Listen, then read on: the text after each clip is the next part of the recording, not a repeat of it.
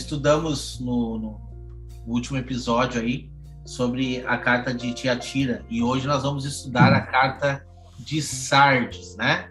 Essa carta tem revelações importantíssimas e a gente vai conseguir constatar isso durante a gravação de mais esse episódio. Eu quero convidar aqui o irmão Wagner para fazer uma breve oração por nós, para quem está nos assistindo, que Deus possa nos acompanhar em mais esse estudo, irmão Wagner. Amém.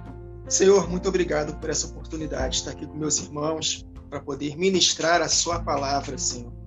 É tudo que nós pedimos, inspiração, espírito de sabedoria e de revelação no pleno conhecimento de Deus, Senhor. Ilumina os olhos do nosso coração, Senhor Jesus, para que possamos contemplar as maravilhas da Tua lei e falar do que o nosso coração está cheio. Que vidas venham ser transformadas pelo poder vivo da Tua palavra, que não volta vazia para Ti, Jesus, mas cumpre o propósito pelo qual ela foi designada. Nós exaltamos o Teu nome, a Sua palavra, acima de todas as coisas. Fique à vontade para ministrar ao nosso coração e fazer com que essa palavra produza a 100 por 1 na vida de um solo fértil e sedento por Ti, Jesus. Muito obrigado. Amém. Amém. E ao anjo da igreja que está em Sardes, escreve: Isto diz o que tem os 7 Espíritos de Deus e as 7 estrelas. E ele diz, né? Conheço as tuas obras, que tens o nome, que vives e está morto. Não tem como não lembrarmos de Isaías capítulo 11, verso 2. Repousará sobre ele o Espírito do Senhor, o espírito de sabedoria e de entendimento, espírito de conselho e de fortaleza, o espírito de conhecimento e do temor do Senhor. 7 características do Espírito de Deus. Mas aqui, num contexto, Deus está falando: conheço as tuas obras, nome de que vives, mas está morto por causa das suas obras. Eu vou ler aqui um texto de Provérbios, capítulo 8, versos 1 a 14, e nesse contexto aqui, nos fala das características desses mesmos espíritos aqui que nós lemos aqui, as características dos 7 Espíritos de Deus. Olha que interessante, no contexto de exortação também. Provérbios 8, de 1 a 14. Não clama, porventura, a sabedoria e o entendimento não faz ouvir a sua voz? No cimo das alturas, junto ao caminho, nas encruzilhadas das veredas, ela se coloca. Jesus é a sabedoria de Deus. Então, ele é o Espírito do Senhor. Tá? Só tem 3 características aqui do Espírito. Verso 3. Junto às portas, a entrada da cidade, a entrada das portas está gritando: a vós outros, ó homens, clamo, e a minha voz se dirige aos filhos dos homens. É Jesus clamando ao arrependimento. Entendei, ó simples, a prudência, e vós nécios. Olha aí. Prudentes e nécios nos lembram as virgens, 5 loucas e 5 prudentes. Entendei a sabedoria. Ouvi, pois falarei coisas excelentes. Os meus lábios proferirão coisas retas, porque a minha boca proclamará a verdade. Os meus lábios abominam a impiedade. São justas todas as palavras da minha boca, não há nelas nenhuma coisa torta nem perversa. Verso 9. Todas são retas para quem as entende e justas para os que acham conhecimento. 4ª característica. Espírito do Senhor, sabedoria, entendimento, conhecimento. Verso 10. Aceitai o meu ensino, e não a prata, e o conhecimento antes do que o ouro escondido, porque melhor é a sabedoria do que joias. De tudo que se deseja, nada pode se comparar a Jesus Cristo, que é a sabedoria de Deus. A Jesus falando aqui: a sabedoria, habito com a prudência e disponho de conhecimentos. Olha aqui mais uma característica do Espírito. Disponho de conhecimentos e de conselhos. E mais uma característica, 6ª, o temor do Senhor consiste em aborrecer o mal, a soberba, a arrogância, o mau caminho e a boca perversa, eu os aborreço. E o verso 14, a 7ª característica do Espírito de Deus: o meu conselho é a verdadeira sabedoria, eu sou o entendimento, minha é a fortaleza. Então esse texto de Provérbios é tremendo e é num contexto de chamada para o arrependimento. Ouve, nécios, a correção. Procura a mim, que sou a sabedoria, o entendimento, o conhecimento, o perfeito conselho, o temor do Senhor e a fortaleza. E aí, conectando com o nome que vives, mas está morto, morto me faz entender, são obras mortas. Está escrito em Hebreus capítulo 6, é um dos rudimentos da fé. Obras, um dos rudimentos da palavra de Deus, obras mortas. E é exatamente isso que a igreja de Sardes, quase todos estavam vivendo. Em Tito capítulo 1, verso 16, está escrito: no tocante a Deus, professam conhecê-lo, entretanto o negam por suas obras. É por isso que são abomináveis, desobedientes e reprovados para toda boa obra. Obras mais. Então, através das nossas obras, nós vamos constatar se de fato nós estamos vivendo. Em 2 Timóteo 2, eu não vou ler tudo aqui, está escrito lá que um vaso ele só será útil para o possuidor se ele se afastar do pecado. Então, conhecer a Deus somente não quer dizer que nós estamos obedecendo a Ele. Quantos lembram daquela passagem de Mateus 7, né? A partir do verso 22? Muitos me chamam Senhor, Senhor, mas não fazem o que eu mando. Naquele dia eu vou julgar vocês, por quê? Porque vocês, embora operassem grandes sinais e maravilhas, mas não obedeciam a minha palavra. Então apartem-se de mim, vós que praticais a iniquidade, porque eu não vos conheço. Por isso que em 1 João capítulo 2, versos 4 a 6, está escrito que aquele que diz, eu conheço a Deus, mas não guarda os seus mandamentos, é mentiroso, e nele não está a verdade. Aquele, entretanto, que guarda a sua palavra, nele verdadeiramente tem sido aperfeiçoado o amor de Deus. Nisto sabemos que estamos nele, e aquele que diz que permanece nele, deve também andar como ele andou. Então é isso que estava acontecendo com boa parte da igreja de Sardes. Eles tinham nome de que vives, mas por causa das suas obras mortas de pecado, eles estavam contaminando suas vestes e estavam mortos. E o Espírito de Deus, com as suas características, ele será extinguido da nossa vida, se nós perseverarmos em praticar estas mais obras. Para finalizar, não tem como não lembrar de 1 Tessalonicenses 4. Olha o que está escrito, a partir do verso 2. Pois vocês conhecem os mandamentos que lhe damos pela autoridade do Senhor Jesus. O Espírito do Senhor. O Senhor é o Espírito. Jesus Cristo é o Espírito. E onde está o Espírito do Senhor, ali a liberdade. Aí ele fala, a vontade de Deus é esta, que vocês se afastem da prostituição. Cada um saiba controlar o seu próprio corpo de maneira santa e honrosa, não dominado pela paixão de desejos desenfreados, como os pagãos que desconhecem a Deus. Neste assunto, ninguém prejudique a seu irmão, nem dele se aproveite, porque o Senhor castigará todas essas práticas, como já lhes dissemos e asseguramos. Olha o verso 7.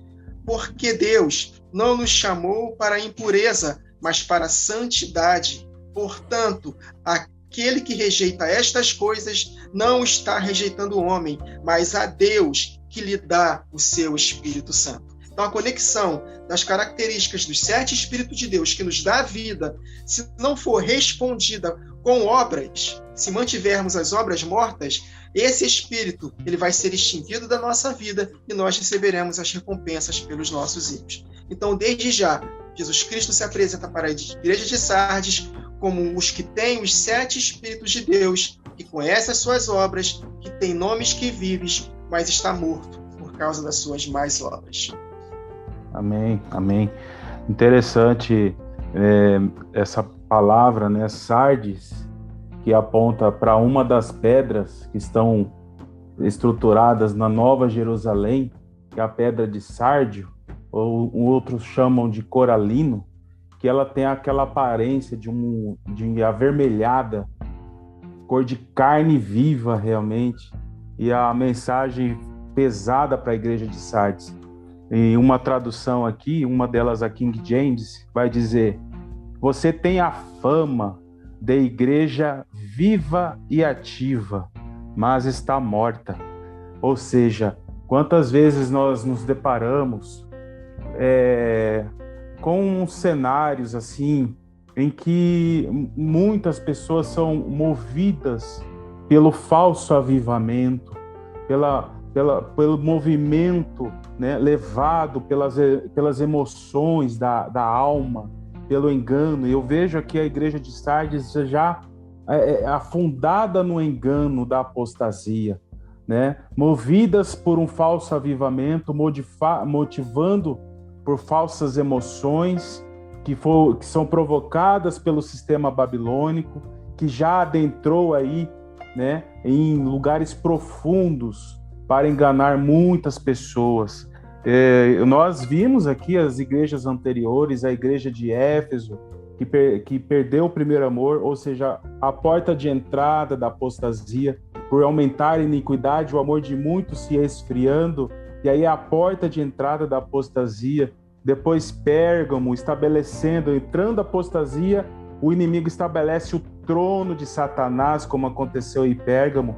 Estabelecendo o trono, ele começa a infiltrar com as suas profundezas. Uma outra palavra importante que a gente encontra na igreja de Tiatira, onde tem as profundezas, as raízes da iniquidade implantadas na igreja, ela começa a ser manipulada pelo sistema babilônico. E essa manipulação da apostasia na igreja, a gente já vê isso já na igreja de Sardes, onde ela não tem qualquer obra aprazível ao Senhor. E aí esse nome bem característico de Sardes, e ela achar que tem uma característica de ativa, de viva, mas porém para o Senhor totalmente reprovada. O irmão Wagner Nunes trouxe a questão de Isaías 11:2, Provérbios 8, apontando bastante para o agir da onisciência do Senhor sobre o seu povo, e Apocalipse 5:6 vai trazer a visão do Cordeiro, o Cordeiro que é o único capaz de abrir os 7 selos, e lá está escrito que nele tinha 7 pontas e 7 olhos, que são 7 Espíritos de Deus. O irmão Wagner Nunes trouxe aqui as características da onisciência do Senhor, né? E as 7 pontas, nas Escrituras, a gente interpreta como poder, autoridade, ou seja, o exercício da onipotência do Senhor sobre o seu povo. E os olhos do Senhor, né? Deus enxergando tudo nos 4 cantos desta terra, a gente vê a característica da onipresença do Senhor sobre o mundo. A gente percebe então os 7 Espíritos de Deus como onisciência, onipotência e onipresença de Deus sobre a terra, agindo sobre o seu povo. E olhando essa característica dos olhos, dos 7 olhos, a gente encontra Zacarias 4, né? Uma passagem muito rica, né? Não vou trazer toda a questão, você lê na sua casa, medita, porque é uma visão muito importante para o entendimento de cada um de nós, porque é mensagem para os últimos dias, mensagem para as 2 testemunhas. E aqui no verso 10 diz assim: porque quem despreza o dia das coisas pequenas, o Senhor está levantando seus pequeninos na terra. Amém? Pois esse se alegrará, vendo o prumo na mão de Zorobabel, figura de Jesus aqui. São estes os 7 olhos do Senhor que discorrem por toda a terra. Então o Senhor está agindo de forma plena, com onisciência, com onipresença e com onipotência, poder e autoridade que será derramado sobre as 2 testemunhas. Amém? Amém. Amém, irmão Ricardo. Eu trouxe aqui também exatamente tudo que o irmão trouxe, que praticamente foi o que eu sublinhei, tá? A gente pode ver algumas características apresentadas no texto, quando a gente lê, né? Apocalipse 3, no versículo 1, onde a igreja de Sardes escreve: essas coisas diz aquele que tem os 7 Espíritos de Deus e as 7 estrelas. E quando a gente vê isso, os irmãos trouxeram um apanhado aqui das obras, né? Dessa igreja, né, que tem nome de que vive, mas na verdade está morto. E eu quero trazer a respeito da identificação, que a gente sabe que é Jesus Cristo, né? Eu separei aqui esses pontos que o irmão Ricardo trouxe: 7 lâmpadas, 7 olhos e 7 pontas. Muito bem trazido, tá? Deixei separado aqui. A primeira colocação que a gente vê no Apocalipse está lá em Apocalipse 1:4, que diz assim: João às 7 igrejas que se encontram na Ásia, Graça e paz a vós outros, da parte daquele que é, que era e que há de vir, e da parte dos 7 espíritos que se acham diante do seu trono. E a gente vê a referência de quem são esses 7 espíritos, que é a ação do Senhor Jesus Cristo juntamente com Deus. 7 espíritos. A gente pode ver em Apocalipse 4, no versículo 5, dizer assim: do trono saem relâmpagos, vozes e trovões, e diante do trono ardem as 7 tochas de fogo, que são os 7 espíritos de Deus. Quem estará ardendo como tochas de fogo nos últimos dias, irmão Wagner? É evidente que é a igreja. Por isso a representação que o irmão trouxe no último vídeo da menorá, né, contendo ali essas 7 lâmpadas acesas, significa o quê? Os olhos do Senhor diante ao povo de toda a terra.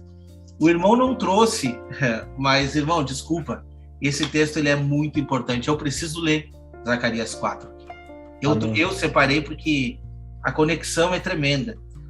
Infelizmente, as igrejas de hoje em dia não abrem muitos profetas para trazer, mas se abrisse, eles iam ter a revelação profunda do livro de Apocalipse, né? Porque assim, olha, presta atenção quem são esses 7 olhos, esses 7 espíritos do Senhor. 4, versículo 1. Tornou o anjo que falava comigo e me despertou como a um homem que é despertado do seu sono. Olha só que interessante já essa informação de cara. A gente podia fazer um episódio só para tratar desse capítulo, né? Desperta, tu que dorme. É ou não é? Uhum. E me perguntou, o que vês? Respondi, olho e eis um candelabro todo de ouro. O que ele está enxergando? Exatamente a visão que João teve. Exatamente. Olho e vejo um candelabro todo de ouro, um vaso de azeite em cima, com as suas 7 lâmpadas, os 7 tubos, e para cada uma das lâmpadas que estão em cima do candelabro. Junto a este, o que nós temos lá? 2 oliveiras. Uma à direita do vaso de azeite e a outra à sua esquerda. Então perguntei ao anjo que falava comigo, meu senhor, o que é isto? Vamos tentar entender o que significa isso? As 7 lâmpadas e essas 2 oliveiras, o que significa? Respondeu-me o anjo que falava comigo, não sabes tu o que é isto? Respondi, não, meu senhor. Prosseguiu ele e me disse, esta é a palavra do Senhor a Zorobabel, não por força, nem por poder, mas pelo meu espírito. Olha só, pelo espírito, diz o Senhor dos Exércitos. Quem és tu, ó grande monte diante de Zorobabel? Serás uma campina, porque ele colocará a pedra de remate e em meio a aclamações haja graça e graça para ela. Novamente me veio a palavra do Senhor dizendo, as mãos de Zorobabel lançaram fundamentos desta casa, elas mesmas acabarão, para que saibais que o Senhor do Exército é quem me enviou a vós outros. Pois quem despreza o dia dos humildes começos, esse alegrar-se-á vendo o prumo. Olha só que interessante. O prumo na mão de Zorobabel. Aqueles 7 olhos são os olhos do Senhor que percorrem por toda a terra. E a explicação das 2 oliveiras agora. Prossegui e lhe perguntei. E quem são as 2 oliveiras? À direita e à esquerda do candelabro. Tornando a falar, lhe perguntei. Eis que são aqueles 2 raminhos de oliveira que estão junto aos 2 tubos de ouro, que vertem de si azeite dourado. E me respondeu, não sabes o que é isto? Eu disse, não, meu senhor. Então ele disse, são os 2 ungidos que assistem junto ao Senhor de toda a terra. Então é muito importante entender exatamente o que o irmão Ricardo trouxe da menorá, daquelas 2 cartas, as 2 igrejas que não estão contaminadas. É uma representação dos olhos do Senhor perante a toda a terra. Toda a terra. Amém. Essa é a representação. E quem são esses 2 ungidos? Apocalipse 11, nós iremos chegar lá. Talvez demore um pouquinho para chegarmos lá, porque a gente está fazendo um estudo minucioso, mas é a representação. As 2 oliveiras são as 2 testemunhas que irão se levantar nos últimos dias. Então, resumo e resposta um pouco, se eu tivesse que responder isso, quem é que está se tratando aqui no versículo 1? A igreja, juntamente com Cristo. Amém. Os olhos do Senhor, as 7 lâmpadas e os 7 espíritos, eles vão estar unidos nos últimos dias, nessas 2 oliveiras que irão proclamar a mensagem. Amém, E aí vai se amém. cumprir que Jesus falou em João 14:12. Farão obras iguais e até maiores do que eu fiz. Então serão dias gloriosos para a igreja, que possamos estar nos preparando, porque está muito próximo de chegar. Então, à Exato. medida que a apostasia aumenta, os fiéis estão se fortalecendo ao mesmo tempo. Então, ninguém vai impedir os planos e propósitos de Deus para as duas testemunhas. A apostasia vai aumentar? Vai aumentar. Mas se nós permanecermos fiéis, Deus vai nos usar poderosamente. Amém, amém. Importante é que Paulo trouxe também essa realidade das duas oliveiras lá em Romanos 11. Pegou Zacarias 4, Ezequiel 37, do 15 ao 28, e explanou isso, as duas oliveiras, né? A oliveira brava, tipificando os gentios, e a oliveira cultivada, tipificando os judeus, e unindo elas, né, como um enxerto, ou seja, unidas num só propósito. Então a mensagem é linda, né? Duas casas de Israel é chave mestra para entender muitas profecias e entender principalmente as mensagens aí acerca dos últimos dias. Amém. Amém. Eu acho assim, vou ser muito sincero, tá? É muito raso a gente chegar assim, não, esquece Israel, agora é tudo gentil. É muito raso. É muito raso. Desculpa, estão perdendo a essência, sabe? Isso aí. A essência está se perdendo. A gente quer entender de profecia, mas a gente não medita. Vamos meditar. O livro de Romanos é para ser meditado. Não é um livro para dizer, não, Deus rejeitou Israel. Não, Deus não rejeitou Israel. Israel rejeitou o Senhor. Pelo contrário, os braços estão estendidos. E quando a gente vê a concretização dessas promessas, dessas duas oliveiras, a gente consegue ver no livro de Romanos que a vontade do Senhor é enxertar novamente. Isso aí. É enxertar. O povo de Israel continua sendo o povo de Israel. E é esse o povo que vai ser levantado. Essa é a promessa. Vamos avançar, então. Eu vou compartilhar a tela aqui novamente. Nós vamos lá. Sê vigilante e confirma os restantes que estavam para morrer, porque não achei as tuas obras perfeitas diante de Deus. Versículo 3. Lembrai-te, pois, do que tens recebido e ouvido, e guarda-o, e arrepende-te. E se não vigiares, virei sobre ti como um ladrão, e não saberás a que horas sobre ti eu virei. Essa passagem aí do versículo 2, primeiramente, consolida o resto que estava para morrer. Então vocês estavam quase morrendo. Vocês têm nome de que vive, mas está morto. Mas ainda há uma esperança. Arrependa-te, porque eu não tenho achado íntegras as suas obras na presença do meu Deus. Íntegras, algo que é inteiro. E isso me chama muita atenção, porque Deus tem falado comigo muito sobre integridade. Inclusive no meu canal tem um vídeo falando sobre integridade a qualquer custo. Deus não vai nos usar se nós negligenciarmos a integridade. Segundo a Crônicas 16:9, nós conhecemos esse texto, mas nós não costumamos meditar nesse texto. Porque quanto ao Senhor, seus olhos, olha aí, seus olhos passam por toda a terra para mostrar-se forte para com aqueles cujo coração é inteiro, íntegro, perfeito para com ele. Nisto procedeste loucamente, por isso desde agora haverá guerra contra ti. Por quê? Porque não houve resposta. Em Salmo capítulo 15, meus irmãos, esse salmo é tremendo. Olha só o que está escrito, Salmo 15. Quem, Senhor, habitará no teu tabernáculo? Quem há de morar no teu santo monte? O que vive com integridade e pratica a justiça e de coração fala a verdade. O que não difama com a sua língua, não faz mal ao próximo, nem lança injúria contra o seu vizinho. O que, aos seus olhos, tem por desprezível ao reprovado, mas honra aos que temem ao Senhor, espírito de temor. O que jura com dano próprio não se retrata. O que não empresta seu dinheiro visando lucro, nem aceita suborno contra o inocente. Quem assim procede, jamais será abalado. Jesus falou, os que ouvem as minhas palavras e as pratica, eu vou compará-lo a um homem prudente, 5 virgens prudentes, que cavou a sua casa sobre a rocha, vem tudo contra ela, e ela não cai, porque ela está firmada na rocha. Por quê? Porque ela ouve as palavras e as pratica. Então Deus está falando para a igreja, eu quero usar vocês. É uma característica da igreja do tempo do fim. Nós já aprendemos que as 7 lâmpadas vão ser acesas.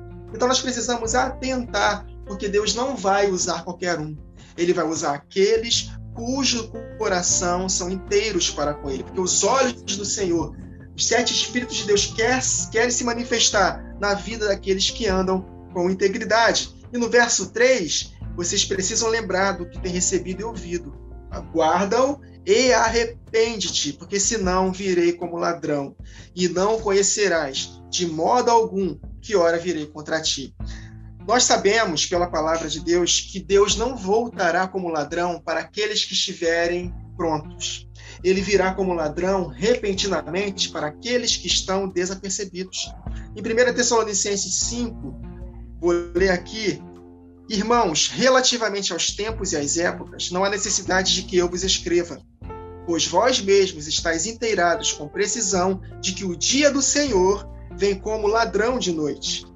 Quando andarem dizendo paz e segurança, eis que lhes sobrevirá repentina destruição. Virá como um ladrão repentinamente para aqueles que estão andando sem integridade. Mas vós, irmãos, não estáis em trevas, para que esse dia como ladrão não vos surpreenda. Então, se nós andarmos com integridade, nos arrependendo das obras mortas, passarmos de fato a não apenas ter o nome que vive, mas viver de fato a palavra de Deus, ele de fato vai nos usar poderosamente e nós não seremos surpreendidos como ladrão, porque ele virá como ladrão para aqueles que não estão obedecendo a palavra. Em Apocalipse 16 e 15 está escrito: eis que venho como ladrão, bem-aventurado aquele que vigia e guarda as suas vestes. E vamos falar de vestes nos próximos versículos aqui de Sardes.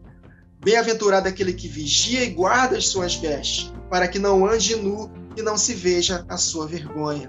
Então, se nós, de fato, andarmos com integridade, em santificação, em reverência, em santo temor, Deus vai nos usar poderosamente. E qual é a única maneira de nós andarmos em santidade? Nos purificando pela palavra de Deus. Como disse o salmista, escondi a sua palavra no meu coração para não pecar contra ti. Então, se nós não formos limpos pela palavra, que continuamente nós alimentarmos na nossa mente, nós não teremos capacitação para andar em santidade. Por isso que nós aqui valorizamos a palavra de Deus acima de todas as coisas. Nós damos um jeito para investirmos tempo com a palavra, porque a nossa segurança está na palavra de Deus. Jesus falou para os seus discípulos: vós estáis limpos pela palavra que eu vos tenho dito. Ato contínuo. Então, pelo simples fato de eles estarem ouvindo a palavra de Deus, eles estavam sendo limpos. É a única maneira de não sermos cortados. Então, como frutificar? Se enchendo da palavra. Como andar em santidade, que é o sinônimo de frutificar? Se enchendo da palavra. Então, a palavra de Deus viva na nossa mente vai fazer com que nós falemos do que nosso coração está cheio e que vai fazer com que nós possamos proceder em conformidade com a verdade. A palavra de Deus é poderosíssima para nos capacitar a andarmos em santidade. Amém, amém. Louvado seja Deus. Interessante, o Wagner Nunes falou a respeito, onde houver paz e segurança, né, virá repentina destruição para aqueles que estão em trevas. Ou seja, os que estão em trevas, eles serão enganados com a falsa paz e segurança. Então não podemos ser surpreendidos por aquilo que as trevas oferecem.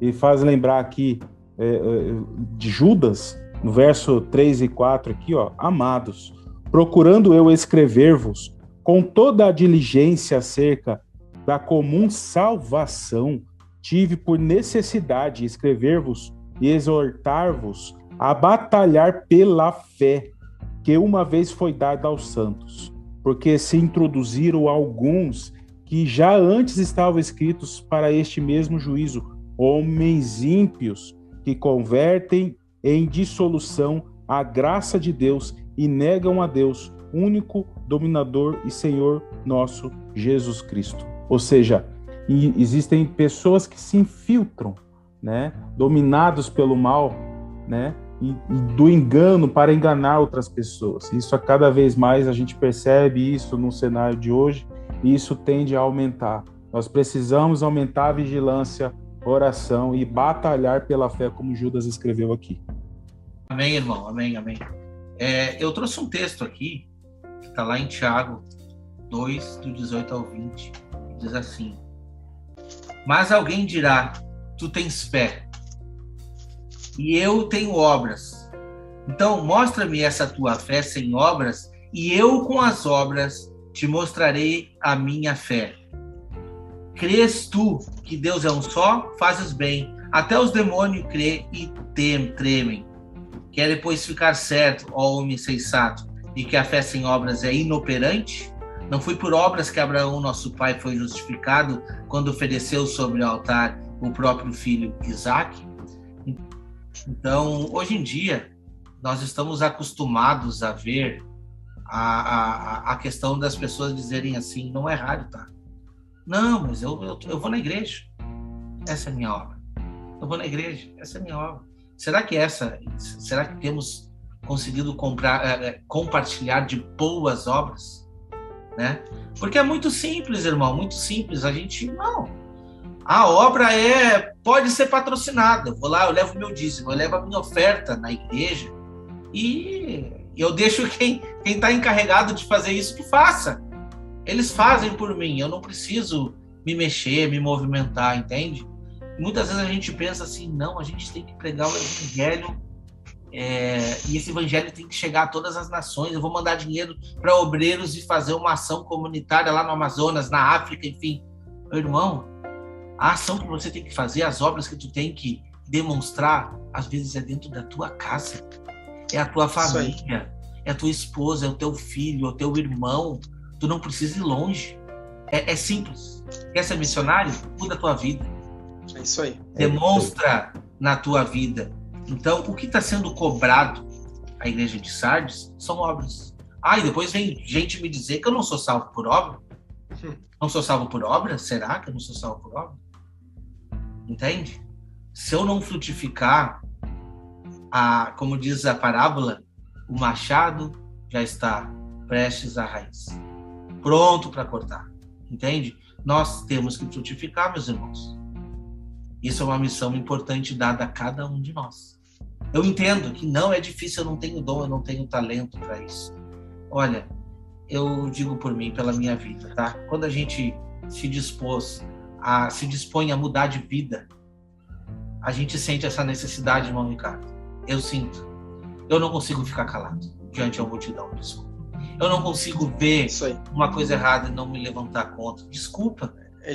É do meu ímpeto, porque senão a gente é só mais um no meio da multidão.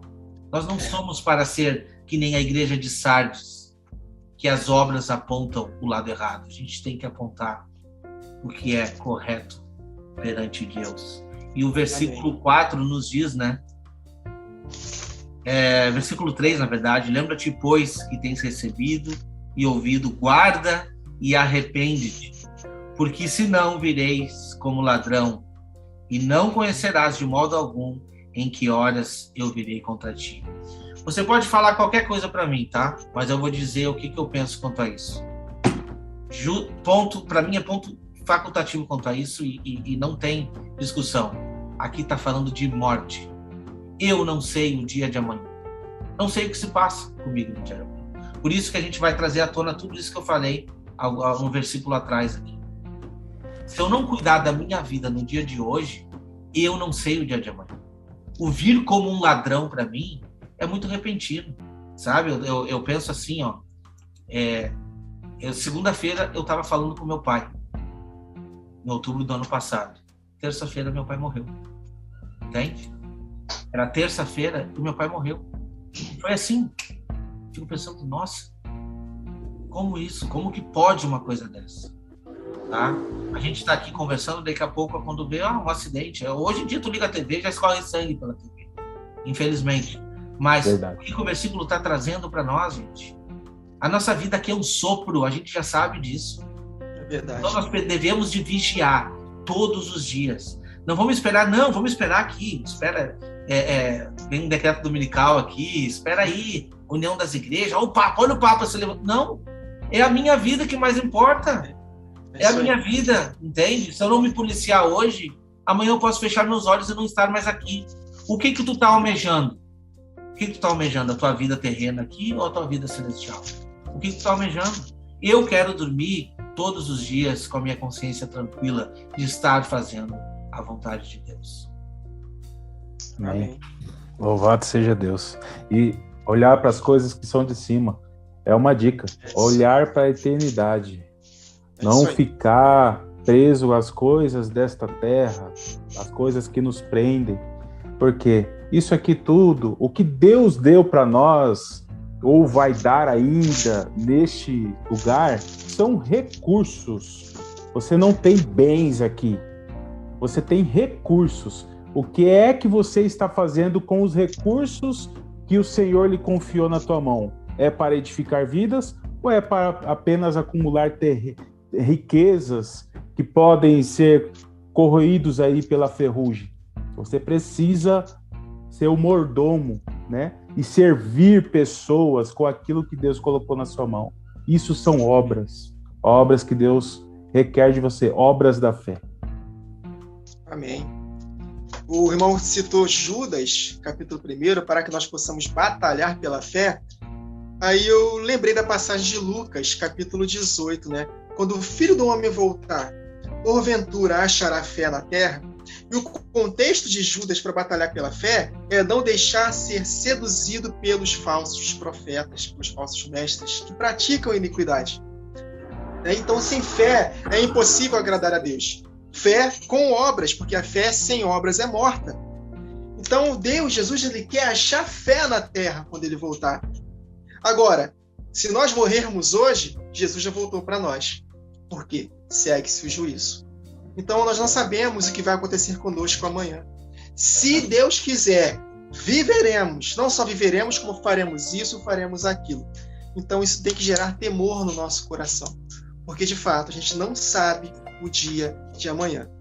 Por isso que é importante nós sermos vigilantes e atentar para nós mesmos. Tem um texto de Timóteo, que o apóstolo Paulo fala para Timóteo: Timóteo, tende cuidado de ti mesmo, para que, ensinando aos outros, você não venha a ser reprovado. Então, você não precisa só se preocupar em salvar aos outros, você precisa também olhar para a sua própria vida. Tome cuidado contigo mesmo. Então, meus irmãos, é um privilégio poder servir a Deus, ter a habitação do Espírito, mas, ao mesmo tempo, é uma enorme responsabilidade. Por isso que o temor é o princípio da sabedoria, é o princípio de tudo. Então, nós precisamos resgatar o temor devido a Deus, porque a imagem de Deus que estão colocando nas igrejas, boa parte das igrejas, é um Deus bobão, um Jesus que passa a mão na cabeça de todo mundo, que ama a todos, independente das obras. Não, nós estamos aprendendo aqui, só nessas cartas às igrejas, a seriedade que Jesus trata com a sua igreja. E ele faz duas promessas, ou para o bem ou para o mal. Então, que possamos escolher a vida, para que possamos viver. Se nós escolhermos o mal, ele não está de brincadeira, vai acontecer juízo. Então, que possamos alcançar esse equilíbrio, considerar a bondade e a severidade de Deus. Isso é muito importante. Por isso que o Espírito que habita em nós é um espírito de moderação, de equilíbrio. Então, Ele nos dá sabedoria para poder discernir essas coisas.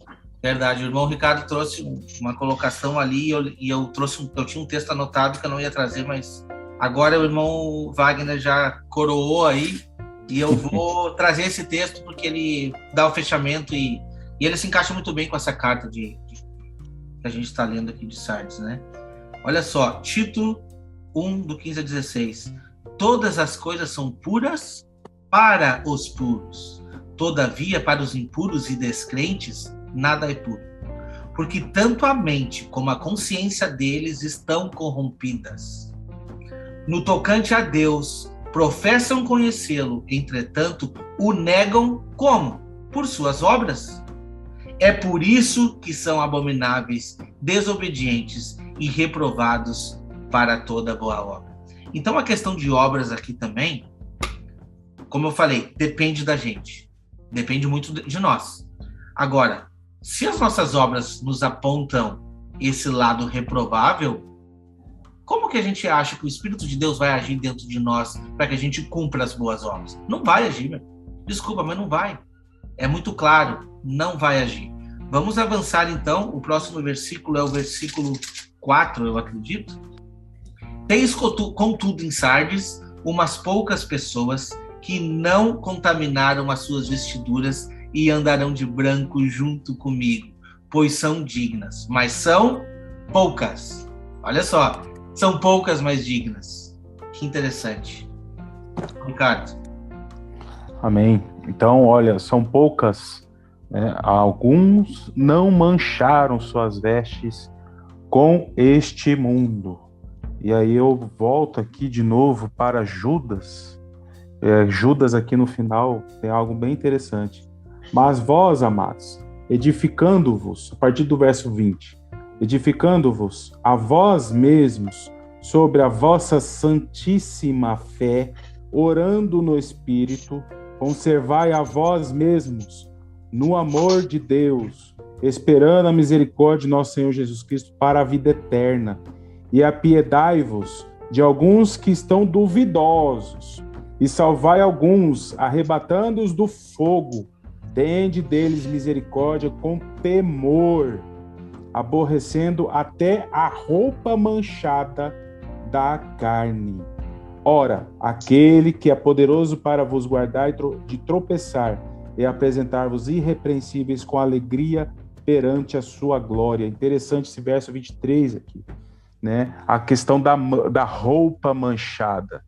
E essa roupa manchada faz alusão às coisas deste mundo.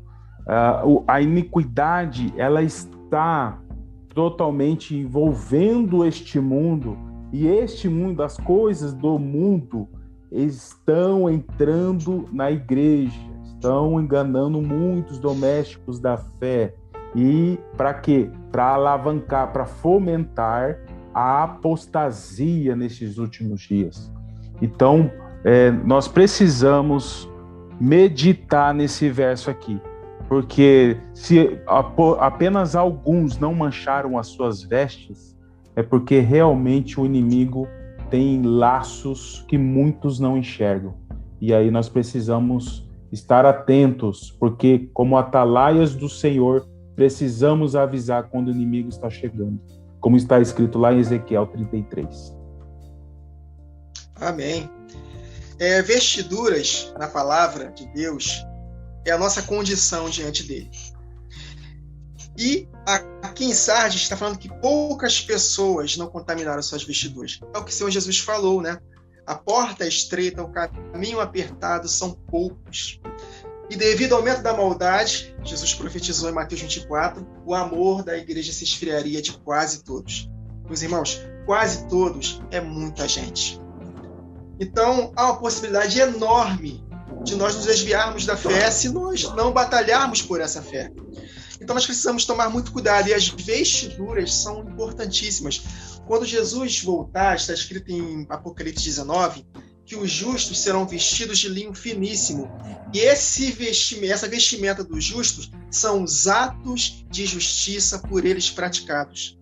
E ele falou aqui, andarão de branco comigo porque são dignas, merecedoras. Essa é a palavra.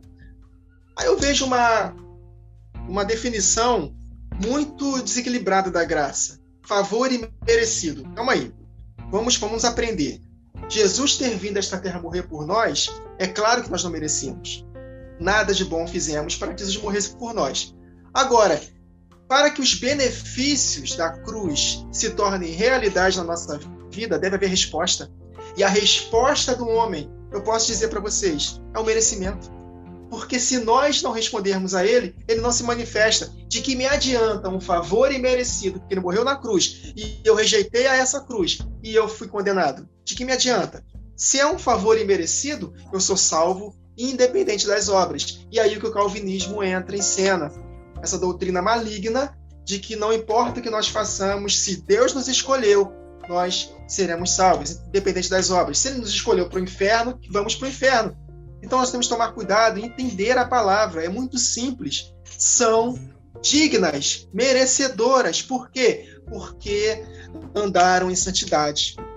E essa parte da vestidura, os irmãos citaram Zacarias 4, eu não vou deixar de ler Zacarias 3, que está falando acerca das vestes do sumo sacerdote Josué, que estavam sujas. Vamos ler? Zacarias capítulo 3, a partir do verso 1. Deus me mostrou o sumo sacerdote Josué, o qual estava diante do anjo do Senhor. O anjo do Senhor aqui é Jesus. E Satanás estava à mão direita para se lhe opor. Satanás estava resistindo a ele. Mas o Senhor disse a Satanás, o Pai disse a Satanás: o Senhor te repreende, ó Satanás. Sim, o Senhor que escolheu a Jerusalém te repreende. Não é este um tição tirado do fogo? Olha o detalhe, verso 3. Ora, Josué, trajado de vestes sujas, estava diante do anjo. Tomou este a palavra e disse aos que estavam diante dele: tirai-lhe as vestes sujas. A Josué disse também: eis que tenho feito que passe de ti a tua iniquidade. Apartai-vos de mim, vós que praticais a iniquidade. Olha aí, se arrependa, e te vestirei de finos trajes. E disse eu: põe-lhe um turbante limpo sobre a cabeça.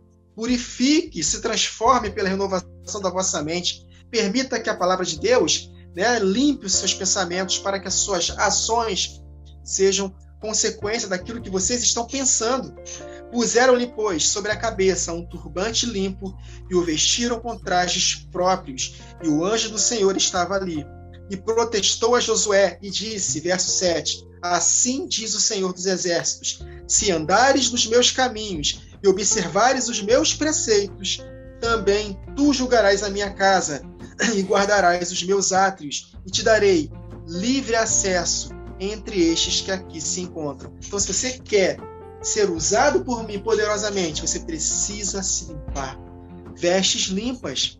Em Efésios capítulo 6, verso 13, o apóstolo Paulo: portanto, vistam toda a armadura de Deus, para que possam resistir no dia mau, e depois de ter vencido tudo, permanecermos inabaláveis. Como é que nós vestimos a armadura de Deus? Andando em santidade, praticando boas obras. Só assim nós seremos dignos de andar de branco com o Senhor, dignos de receber a recompensa, porque Jesus vai nos retribuir, nos recompensar de acordo com as nossas obras. Por isso que Tiago capítulo 4, a partir do verso 4, Jesus chama de adúlteros e adúlteras aqueles que estão tendo amizade com o mundo.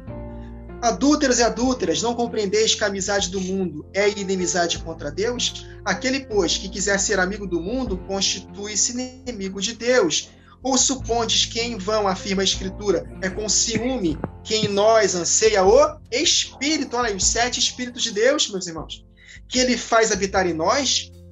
Antes, Ele dá maior graça, pelo que diz: Deus resiste aos soberbos, mas dá graça aos humildes. Humilhai-vos, portanto, sujeitai-vos, portanto, a Deus, que resistia ao diabo, e ele fugirá de vós. Satanás estava se opondo ao sumo sacerdote Josué, porque ele estava com vestes sujas. E aqui em Tiago 4, se nós limparmos as nossas vestes, andando em obediência, Satanás vai fugir de nós. Ele vai nos opor se nós continuarmos andando no pecado. Mas se nós andarmos em santidade, colocando essa armadura, vestindo a armadura de santidade, vamos resistir ao diabo e ele fugirá de nós. E o maligno não nos tocará.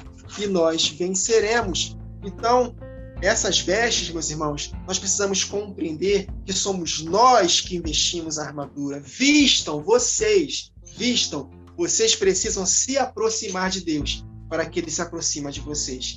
Então, é uma escolha diária. Todos os dias, nós precisamos escolher nos envolver com a palavra para que a palavra de Deus se manifeste em nós e nos capacite a vencer as tentações da carne. E o temor do Senhor, uma das características dos 7 Espíritos de Deus, o temor de Deus, conforme está escrito em Provérbios, é afastar-se do mal. Nós escolhemos nos afastar do mal. Então é uma luta diária, constante, e nós precisamos andar nessa batida, nesse batidão aí, andando em santidade todos os dias da nossa vida. Porque se nós não escolhermos esse caminho da santidade, nós não veremos o Senhor como Ele é.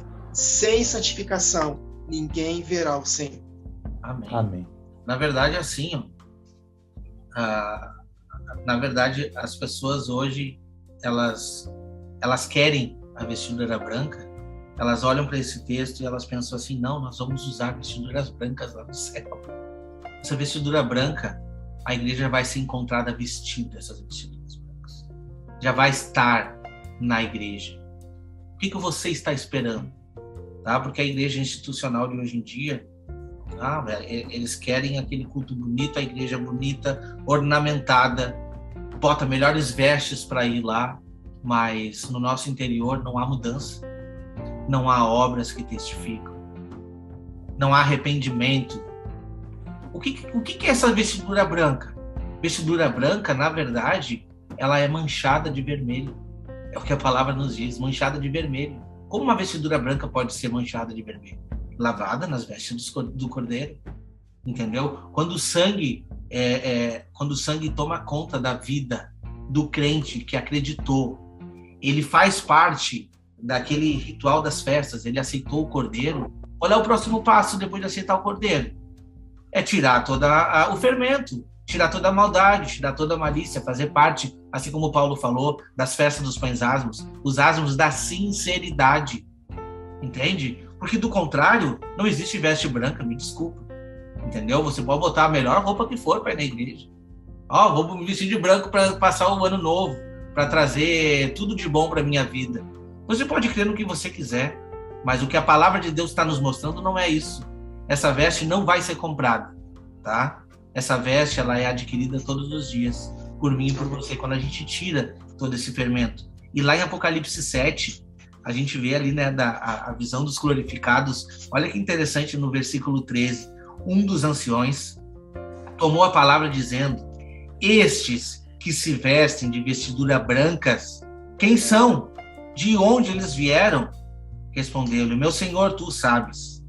Ele então me disse: são estes os que vêm da grande tribulação e lavaram suas vestiduras e alvejaram no sangue do Cordeiro. Como assim? Esses são os que vêm da grande tribulação? A igreja não quer passar pela tribulação? Mas não, meus irmãos, vão passar por tribulação.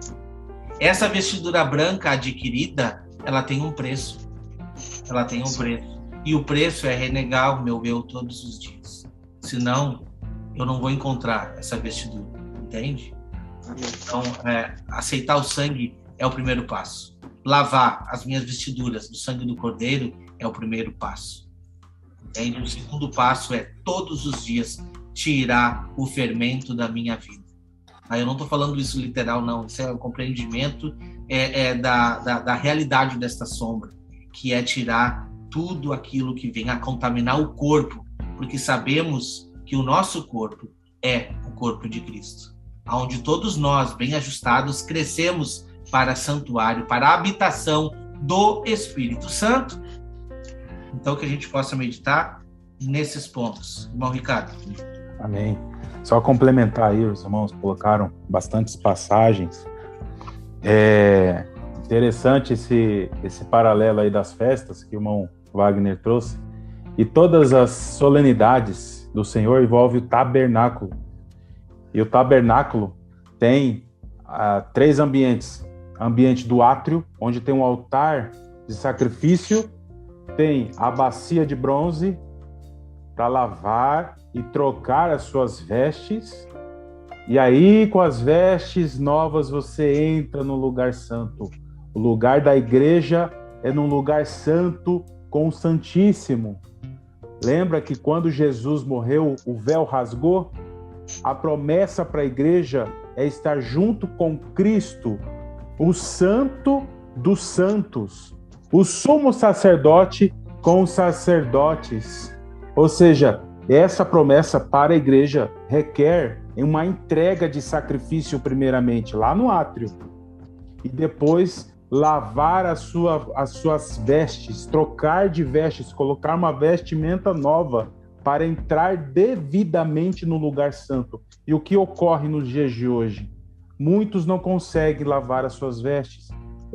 São pessoas que ficam no círculo vicioso do sacrifício, presos no pecado. Eles sacrificam o seu novilho, não cumprem os seus votos de poder ter o conserto com o Senhor e de prosseguir na lavagem das suas vestes. Eles voltam a pecar, voltam a cometer os seus erros, ficam presos pelo engano, presos pelas doutrinas humanas, doutrinas de demônios, presos nos pecados, com os desejos carnais, e eles não saem do altar de sacrifício, não chegam na promessa de lavar as suas vestes e entrar no lugar santo, de serem acesos e realmente exercer reino e sacerdócio com o Senhor. E, muito importante, esse paralelo com o tabernáculo, juntamente com as festas bíblicas. Ainda com relação às festas, o irmão Wagner citou o sangue do Cordeiro, e o sangue do Cordeiro nos remete o quê? A Páscoa. Mas dentro da festa da Páscoa, nós precisamos celebrar essa festa sem o fermento do pecado. Porque Cristo, nosso Cordeiro Pascal, foi sacrificado, que o apóstolo Paulo fala em 1 Coríntios 5. Então, em conexão com a Páscoa, nós precisamos andar em santidade, porque aquilo que eu falei para os irmãos, de que me adianta um favor imerecido se eu não desfrutar desses benefícios. Esses benefícios da Páscoa, do Cordeiro sacrificado, só serão realidade na minha vida se eu celebrar a festa sem o fermento. Eu anotei aqui que na lei, se fosse encontrado um fermento, algo fermentado na casa de um judeu, ele seria eliminado. Então, meus irmãos, nós precisamos entender que não basta só crer no sacrifício de Jesus. É necessário celebrar essa festa sem fermento. Interessante que esse texto de Apocalipse 22 e 14, que está escrito aqui, em boa parte das Bíblias está escrito: bem-aventurados os que lavam suas vestes no sangue do Cordeiro, para que tenham direito a entrar à árvore da vida e possam entrar na cidade pelas portas. Só que se nós formos para a Bíblia grega, o dicionário grego, você clica lá nas palavrinhas, sabe o que significa ali? Na verdade, as palavras no grego bem-aventurados os que guardam os seus mandamentos. Então, há uma íntima relação entre lavar as suas vestes e guardar os mandamentos. Pode ver lá, quem tem a Bíblia com aplicativo grego, clica lá, você vai ver lá os significados das palavras. Guardam os seus mandamentos. É o mesmo que lavar as suas vestes no sangue do Cordeiro, porque a festa da Páscoa, no dia seguinte, se fosse celebrada a festa da Páscoa, dentro da festa da Páscoa tinha a festa do sem fermento, né? Se fosse celebrada a festa dos pães ázimos, eu queria lembrar disso aí, se fosse celebrar a festa da Páscoa com pães fermentados, de nada valeria o sacrifício, seriam eliminados da comunidade. Então, há uma íntima relação entre crer no sacrifício de Jesus e andar em santidade. Amém, meu irmão, amém. O que o irmão trouxe ali de Apocalipse 22, 14, eu tinha anotado esse verso também, porque não deixa de ser uma promessa. Bem-aventurado os que fazem isso. E a promessa é a mesma, trazida ali no versículo 5. Ao vencedor será assim, vestido de vestiduras brancas, e de modo nenhum apagarei o seu nome do livro da vida. Pelo contrário, confessarei o seu nome diante do meu Pai e diante dos seus anjos. Hoje, no nosso estudo lá do grupo de WhatsApp, eu escutei, eu acho que foi o irmão Wagner que falou sobre isso, do nosso nome estar desde que a gente nasce no livro da vida. Amém. Porque nós somos predestinados para a salvação. Então, quando a gente entende sobre predestinação, é exatamente isso. Predestinado para a salvação. O que vai mudar esse curso é nós mesmos. Se a gente mudar esse curso, é por conta própria. Porque Deus nos dá o livre-arbítrio. Agora Ele quer que todos se salvem.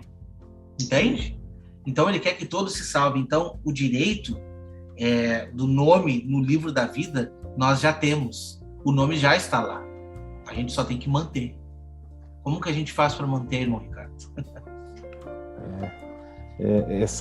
Manter essa característica, né, é muito importante. Nós ficamos meditando, né, no nosso dia a dia, tantas lições que a gente precisa resetar na mente. Me lembra aí de Romanos, né, 12. Transformai-vos pela renovação do vosso entendimento, da vossa mente. Quantas coisas a gente, durante toda essa vida, a gente vem com as amarras de muitos pensamentos, muitas doutrinas, né? E nós deparamos assim com a palavra de Deus quando nos entregamos, às vezes numa situação, num cenário de adversidade. Nós temos um encontro pessoal com Deus, e nesse encontro pessoal com Deus, nós começamos a entender o propósito. A predestinação, a eleição, é para cumprimento de um propósito. E muitos focam muito na salvação, mas existe um propósito que está relacionado com a sua eleição. E graças a Deus que temos a oportunidade de hoje, como diz lá em Hebreus, o dia é hoje de você entender o propósito de Deus para a sua vida, de você realmente enxergar o propósito, enxergar o porquê é que você está aqui, para seguir um direcionamento conforme o Senhor predestinou antes da fundação do mundo para a sua vida. Então isso é muito importante. Quando nos encontramos com o Senhor, e o meu encontro foi com a palavra, louvado seja Deus por isso. E eu tive, graças a Deus, a oportunidade de entender esse propósito das duas casas de Israel, nas festas, entender as sombras, entender o motivo, o porquê que eu estou aqui hoje. Amém. É para cumprimento de um propósito, para confirmar a minha eleição, aquilo que o Senhor colocou para a minha vida desde a fundação do mundo. Amém. Amém. Amém. Então, o Wagner citou, né, a questão que a gente conversou no WhatsApp hoje, de que, na verdade, o nome é escrito no livro da vida desde quando nós somos concebidos. Porque o desejo de Deus não é criar um homem para perdição. Que Deus louco é esse que os calvinistas ensinam? Um Deus que cria um homem para perdição? Não, Deus cria um homem com amor. Se nós lermos lá o Salmo 139, nós vamos ler lá a maneira como nós fomos tecidos no ventre da nossa mãe, com amor, com carinho. Não importa a maneira como fomos concebidos, até mesmo através de um estupro, não importa. Foi concebido um espírito, foi Deus que formou. Então, o nome está escrito no livro da vida. Agora, ele é riscado do livro da vida quando não há arrependimento. É o que está escrito aqui em Êxodo, capítulo 32, versos 31 a 33. Moisés intercedendo pelo povo que estava caindo na gandaia lá no episódio do bezerro de ouro. Tornou Moisés ao Senhor e disse: Ora, o povo cometeu grande pecado, fazendo para si deuses de ouro. Agora, pois, perdoa-lhe o pecado, ou se não, risca-me, peço-te, do livro que escreveste. Só que Jesus falou: eu não vou perdoar só porque você está intercedendo.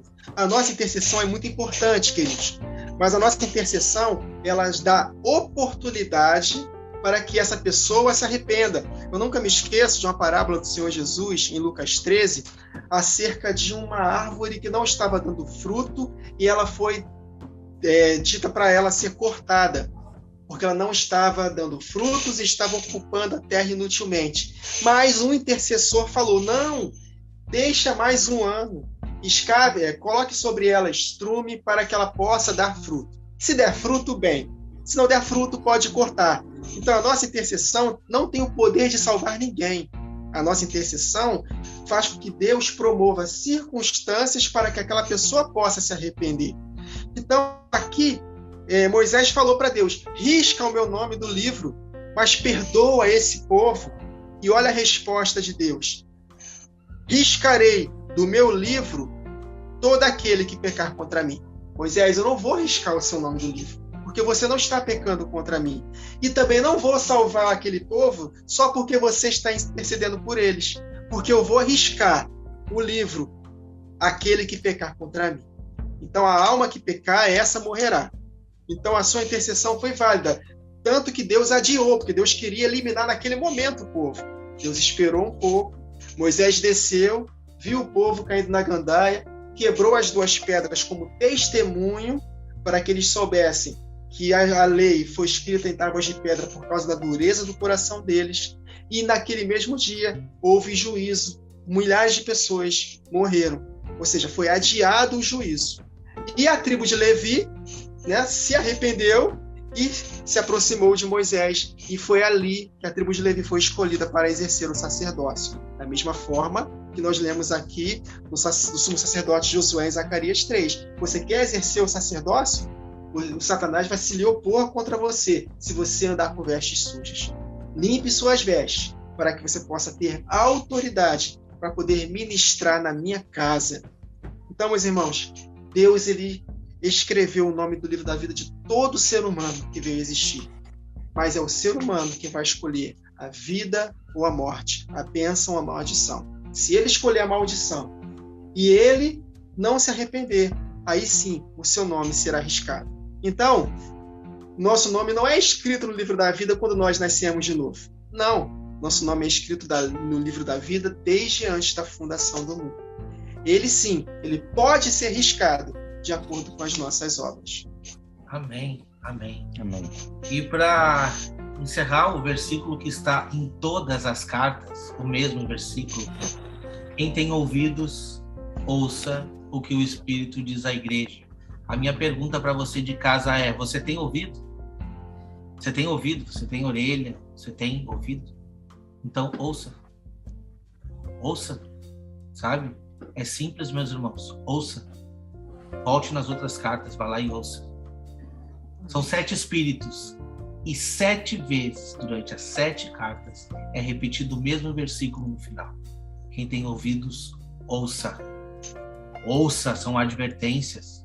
Nós não estamos aqui, comentei com o irmão Wagner antes de nós começar a gravação, a gente estava conversando, não estamos aqui de brincadeira. Quanto que o irmão Ricardo está ganhando? Nada. Irmão Wagner, quanto? Nada. Nossa, quer dizer, a gente sabe o que a gente está ganhando. Nós estamos tentando, buscando almas para Jesus. Essas advertências que nós estamos trazendo aqui não é para botar medo em você. Não. É para que você ouça. Nós estamos cumprindo aquilo o que o início do versículo nos diz. 7 lâmpadas, 7 olhos, 7 pontas. Nós somos os 7 castiçais.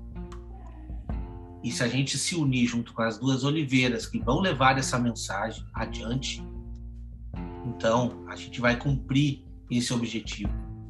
E se o Espírito de Deus estiver habitando dentro de nós, a gente vai conseguir fazer com que as pessoas ouçam. É simples. As pessoas não querem ouvir. Hoje em dia as pessoas não querem ouvir. Eu canso de falar muitas vezes para pessoas conhecidas: meu irmão, deixa eu te mostrar que não, eu não quero ouvir. Não quero ouvir. Eu não quero ouvir. E tem outras profecias que diz, né? Não fale, não sei ler, não quero ouvir, não quero. Eu tenho que respeitar, no mínimo. Entende? E a gente precisa respeitar nesse ponto. Mas a minha missão aqui é falar. Se você veio parar aqui nesse canal hoje, se você veio parar no canal do irmão Wagner hoje, no canal do irmão Ricardo hoje, e você está escutando essa mensagem não é minha. Essa mensagem não é do irmão Ricardo. Essa mensagem não é do irmão Wagner. Essa mensagem é uma mensagem de Deus falando ao seu coração. Então que a gente possa ouvir, tá? Nós estamos aqui dedicados a cumprir essa missão. Agradeço a todos que estão conosco avante. E uma das formas que você pode fazer para pregar esse evangelho é compartilhando a mensagem. Se você não tem nenhuma ferramenta hoje, você tem um botãozinho chamado compartilhar, para que mais pessoas possam ouvir. É só isso que a gente pede de você no dia de hoje. E principalmente, na verdade não é só isso, o principal que a gente pede é que você medite no que foi dito e que você acorde enquanto é tempo, tá? Irmão Ricardo, suas considerações finais, eu vou te pedir antes, o que vem a nos trazer na próxima carta? Porque essa próxima carta eu tenho tanta coisa para falar, mas eu vou deixar para chegar nela. Mas o irmão vai fazer como é que é, um spoiler da próxima carta para nós. Próxima carta, sexta igreja, a igreja de Filadélfia, igreja valiosíssima, tem mensagem ali, vamos ter que penar para poder fazer um só podcast aí para falar de Filadélfia, porque ela, junto com Esmirna, ela não se encontra falha diante do Senhor, ela se encontra digna, íntegra diante do Senhor, apontando para as duas testemunhas junto com Esmirna. Louvado seja Deus. Nós estamos aqui de coração aberto e pedimos a você, né, que dedique um pouco do seu tempo para a obra do Senhor, tá? Coisa simples que possa ser feita na sua vida, que possam fazer a diferença na vida de outras pessoas. E assim a gente vai estar frutificando. Agradeço ao irmão Ricardo, ao irmão Wagner, agradeço a cada um que está vendo esse podcast, que está estudando aqui com a gente. Não esqueça de seguir o canal Remanescente no Instagram, @canal Remanescente, @vozes de trombeta também, tem mensagens lá, tá? A gente vai fazer algumas interações com você que está assistindo o podcast lá no Instagram também. Então eu faço esse convite. Se inscreva no canal do irmão Ricardo, que vai estar aqui na descrição. Vou deixar um link de um vídeo do irmão aqui e o link do vídeo do irmão Wagner também, se bem que você também deve estar assistindo esse podcast no canal do irmão Wagner. Que Deus possa abençoar a sua vida. E não se esqueça, quinta-feira que vem nós estaremos estudando aqui a carta de Filadélfia. Estará imperdível. Que Deus abençoe a todos e até o próximo vídeo.